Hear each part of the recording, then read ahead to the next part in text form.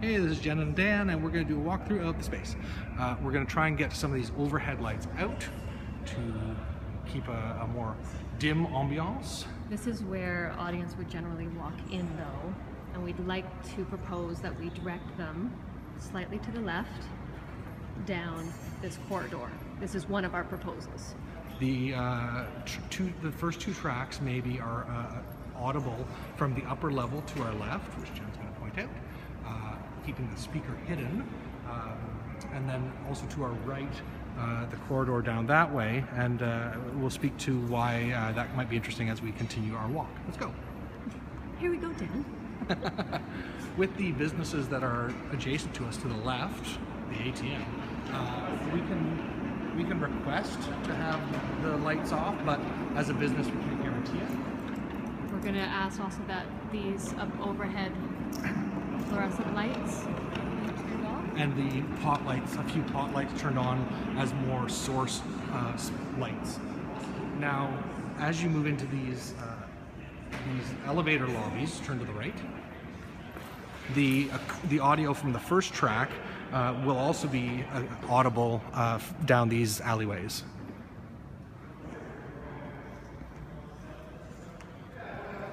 To the left is an access point to the loading dock. We thought this would potentially be a good source for a speaker for an audio component. The public is not allowed into this area. It is restricted for security reasons. But to the right, if you wanted a lighting feature, we could potentially have a very bright light behind those windows glaring out. Or speaker hidden behind those doors. Maybe coming out underneath the door, bit of sound. In this long hallway, as you can see, the modern light fixtures making a linear on the left and overhead. We would see how much of this can be turned off.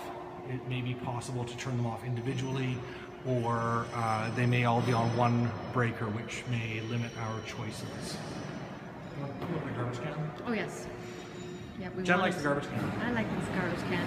Thought about putting one of the speakers, hey, quiet down, in the garbage can. So sound coming out of this garbage can. So continuing down this hallway, this is where we start talking about the possibility of repeating sounds.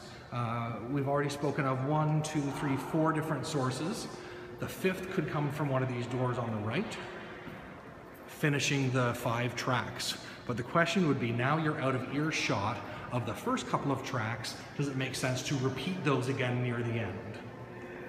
We also would propose that we cover the space that you see here, the blue, with white.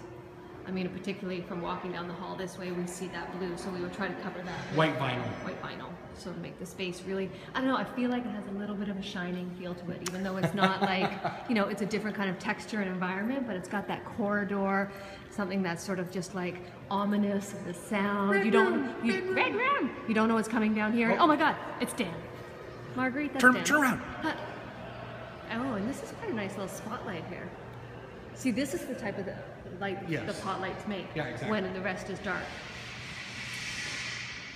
And so this is the corridor from this way. I guess people would be walking back through here, or we can direct them out a different exit. We could potentially direct them down this way. We'll walk this way. I don't know if we're going to keep the video going. Can we direct them out this door? Oh, maybe we can direct them out that door.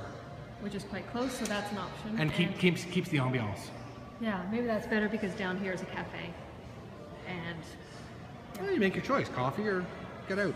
Coffee or death. Get out. Okay. Thanks, Marguerite. That's it for now. Woohoo! Yay!